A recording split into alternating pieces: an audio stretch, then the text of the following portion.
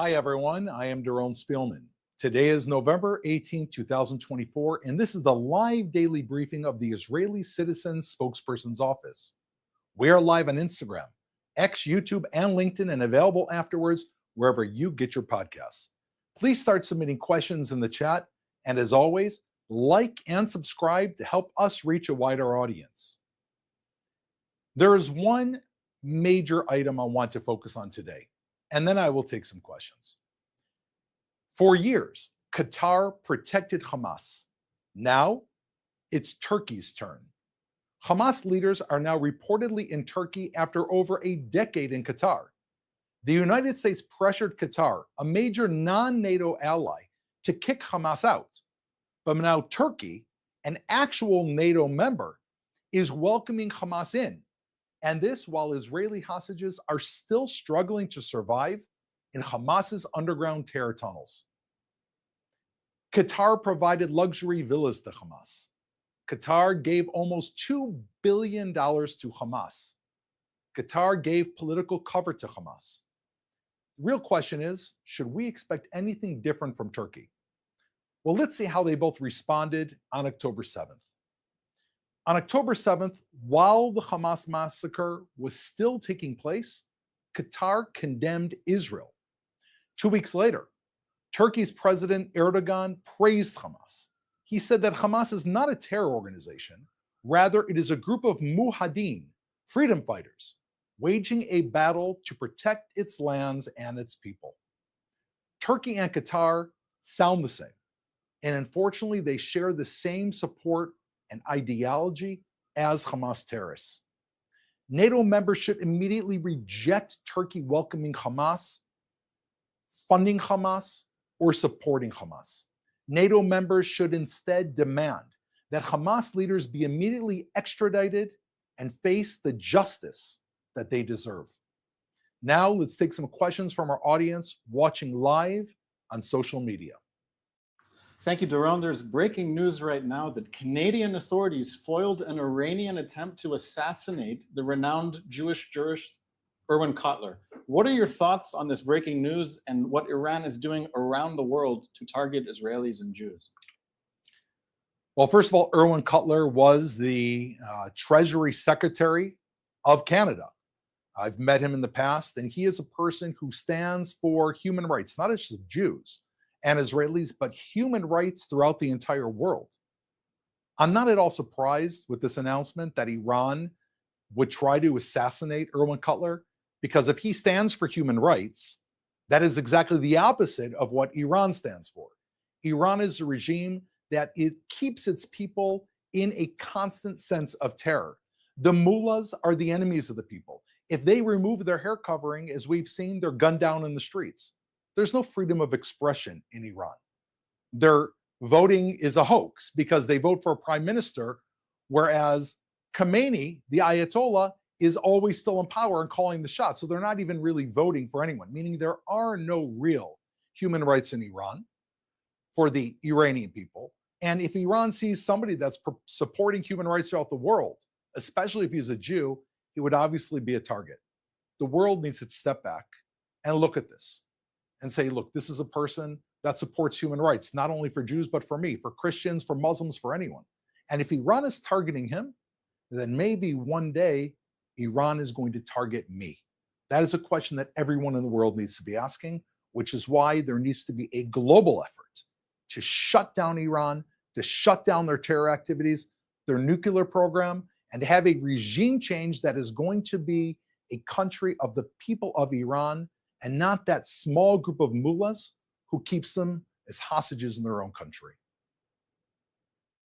Our next question is from our Instagram Live from Stacy in Detroit, who asks, what diplomatic pressure should be put on Turkey? They are advertising as a tourist destination. I mean, I think that this is absurd. We've really seen how Turkey under Erdogan has gone from being an incredible tourism destination, both for Americans, for Europeans. I visited there, into a state that is quasi-sponsoring terror, a state that has become an enemy of the West and an enemy of Israel. And it is important to note that Turkey is a member of the North American Treaty, the NATO. that they have other countries, major Western countries, that they are in a pact with. And therefore, these countries made the attack with them because Turkey used to be Western facing. This is the time to stop Turkey. If they are willing to house Hamas terrorists and support Hamas terrorists, then they are willing to support terrorism. This needs to be a wake-up call. And Turkey, all the NATO countries should immediately call Turkey to the table and let them know, if you want to continue getting support of NATO allies and the support of the Western world, do not think that you can bring terrorists, mass terrorists, who are right now responsible for 101 Israelis who are suffering inside terror dungeons. These are the same people that with the snap of their finger can let our hostages go. If you want to provide cover for them, then you're not going to get our support. Very simply, that is what has to be laid on the table. And if it is, then Turkey will have a real decision to make.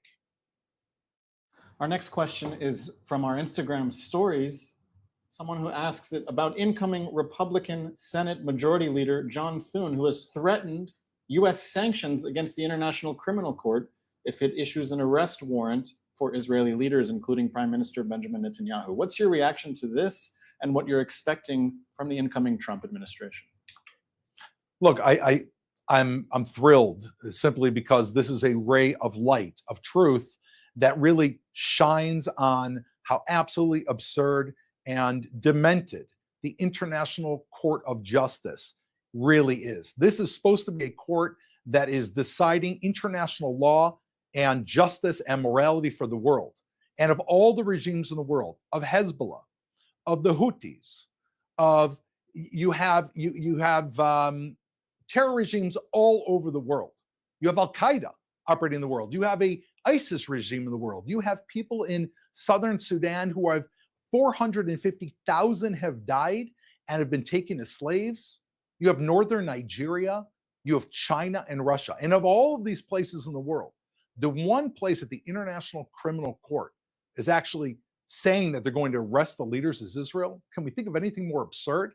If anything, maybe we should be thankful that they said this, because finally there is now a incoming Senate Majority Leader Thune, who actually says, okay, look at what these people are doing, and we're going to pull back funding. I think every major country that has any self-respect should immediately withdraw its funding from an International Court of Justice that is everything but just. So this is a welcome breath of fresh air regarding what I think of the Trump administration and the Biden administration. At the end of the day, the United States is Israel's greatest ally. And we expect from our ally, the American people, that they will stand with Israel as they're doing. And they know that Israel stands with them. This is a fantastic alliance. It's an alliance of friendship, and it's an alliance of shared values. Both the United States and the state of Israel stand against terror and stand for freedom. Thank you.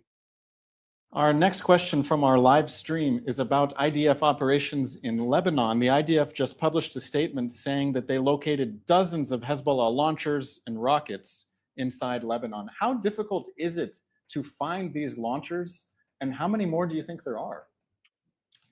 Thank you for the question. Look, I've been there myself. I've been inside Lebanon, gone into southern Lebanon, where if you turn around just in the distance, you can see Israeli villages from inside Lebanese villages. And in one of those areas, Ras Al Talatin, which is just a kilometer, less than a mile off the border of Israel, I went into a home. In the back of the home, there's an olive orchard full of olive trees. You go in and you see an olive tree, and directly under the root of the olive tree, the husk of the olive tree, is a small door. You open up that door, it's like the door to a hobbit home, and you enter an underground terror world. That is what Hezbollah has built all over southern Lebanon. You walk into homes and there's rocket launchers with rockets. There is scarcely a home in all of southern Lebanon where you don't find Kalashnikovs. These are machine guns that are Russian made, that are often used by terrorists, weapons, over-the-shoulder RPGs, and grenades. Hezbollah has essentially turned all of southern Lebanon into a war zone that was prepared to carry out an October 7th attack against Israel. The only way to deal with this is for Israel to go home by home and completely destroy all of that terror infrastructure. We're doing it at great risk, really for one reason. We don't want to put our soldiers at risk, our sons and daughters at risk. The only reason why we are allowing our loved ones to carry out this dangerous mission is because there are 60,000 people that cannot return to their homes in Israel. And there are millions of people in Israel on a daily basis that are suffering under rockets, missiles, and ballistic missiles coming from Lebanon. This is a tough job. I think there's a lot of weapons remaining in Lebanon. Even though we can see the cracks in Hezbollah, there are still a lot of weapons that remain, but we absolutely have to finish the job. As Douglas Murray, a great supporter of Israel, often says, there's no putting out 80% of a fire. The fire of Hezbollah has got to be completely extinguished so that the people of Israel can live in peace. And we will do whatever it takes to do that so we can live in peace. And you should just know, the elimination of Hezbollah will enable every single person watching this right now to live in peace as well. Okay, our last question today is from Hillary on Instagram. It's a question that's getting a lot of traction from our live chat. And Hillary asks, why did Qatar expel Hamas terrorists? Why this move now? What do you think was going on behind the scenes that led Qatar to make this decision? Look, I wasn't party to the actual discussions. What I can explain is the timing. We know that Qatar made this insistence one day after the United States election. So therefore, people can draw whatever type of conclusion they want, whether it is the incoming suspected pressure from the Trump presidency or whether it's the Biden presidency that is going for a strong push against Qatar. But it's clear that Qatar is a country that has been supporting Hamas for years. They are the ones that have been giving cash to Hamas. They have brokered between Hamas and Iran, and Qatar have been playing both sides of the field. On one hand, they say that they're a country that loves the West. They house in a very large port of the United States. And on the other hand, as the United States itself knows, they fund groups of terror. So they're really playing in both worlds. And I think whoever is pressuring Qatar, and I'm assuming it's from the United States, had a moment of clarity and said to them, there's a line being drawn on the sand. Choose your friends. Do you want Hezbollah, Hamas, Iran, Russia, and China? Or do you want the United States and Europe? What's the difference? United States and Europe are democratic, free countries that respect human rights, whereas all of the others are despotic regimes of terror that have no human rights.